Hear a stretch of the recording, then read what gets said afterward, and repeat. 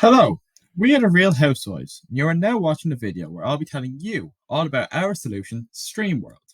So sit back, grab some popcorn, and enjoy. First, I'll tell you all about the finished prototype we came up with, which can be seen here in the image below. Following our design sprint, after going through all 5 stages of Stanford's design thinking process, we created this VR headset themed around the Netflix show Stranger Things. More specifically, we came up with a way to make the waiting time for a new season a lot more enjoyable for the user and to help them while they wait for new episodes to come out. To make this waiting time more enjoyable, we needed a prototype with many different aspects. That is why our VR headset had a number of applications. We had a virtual reality game where the user would get to play as if they were in the show, playing as different characters, working their way through Hawkins, defeating bad guys such as the Demogorgon, while all the time having fun and making sure to keep the show at the forefront of their mind. The next application would be the chat room. Here, the user could talk to other like-minded fans. They would talk about the upcoming season, fan theories, reviews about the seasons that had passed, or really whatever they wanted to. We then had the breaking news segment. Here, attention could be drawn to any breaking news concerning the show, such as release dates being confirmed, spin-off series being announced, or certain drug scandals being unearthed. Finally, we had the video gallery.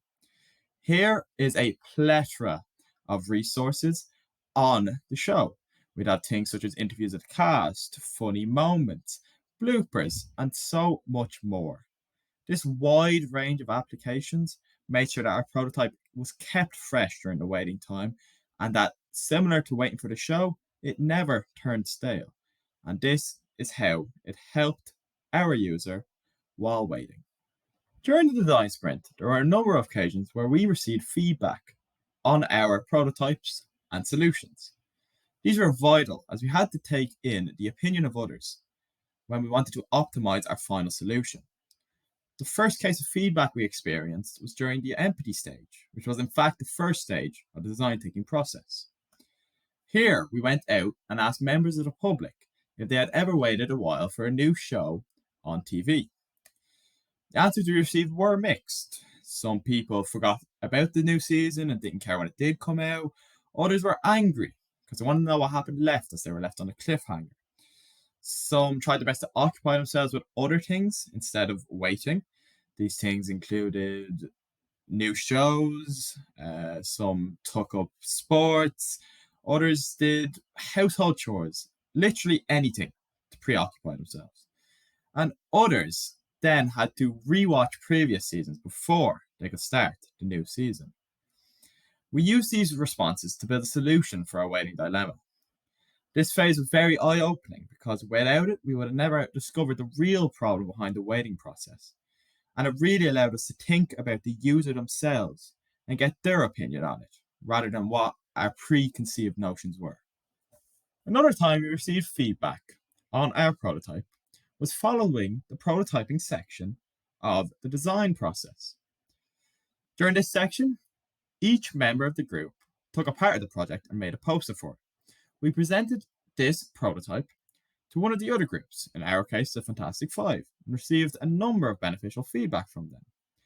To start, they advised us to explore prices and potential funding. This is a useful point because it's something we hadn't thought of, and it led to our idea of funding from Netflix, which we will discuss later. They also suggested that we come up with a name for our headset. Something very trivial, but we just slipped our minds. And so, STREAMWORLD was invented. Overall, they said they were very impressed with the prototype, and they didn't have much to add.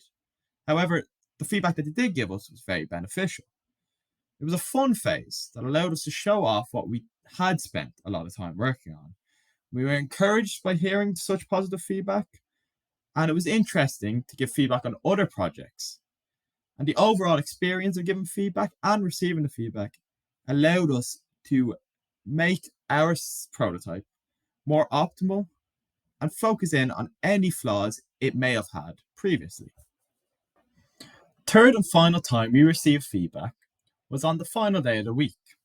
On the day of the presentations, we had a guest classroom instructor, Dorcas, come in and witness our prototype in action and listen to our proposals and ideas.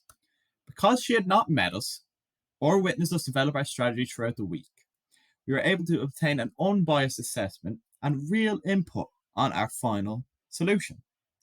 Apart from liking our idea, she did question the originality of our VR game, due to the fact that Stranger Things is quite a popular show and that there might already be a similar game available. We had discovered there's an app accessible on the iOS store, but is entirely different from the game we created and lacks half of the features that our prototype offers, and thus we were able to tell her this.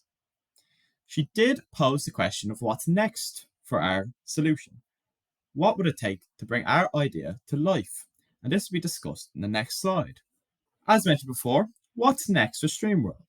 Well, building on the feedback we received, StreamWorld would attempt to partner with Netflix in order to receive funding as well as draw attention to the headset using the company's valued reputation.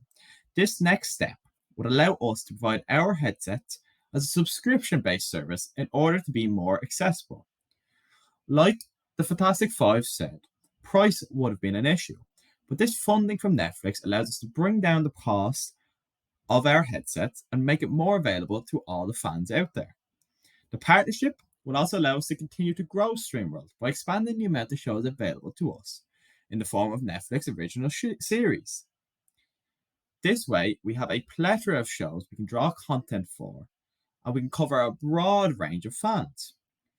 Further down the line, we could even branch out to other streaming platforms such as Disney+, giving us a whole host of new shows and even more people waiting for these shows to come out, which will need the StreamWorld VR headset. With that being said, I believe our design thinking process has been finished and the design sprint is over. Here we are left with the optimized solution for StreamWorld VR headset, which has the goal of making the waiting time for a new show a lot more bearable. And with that being said, remember, watch it, live it, love it. Thank you for watching our video. We are the Real Housewives, and I hope you all have a good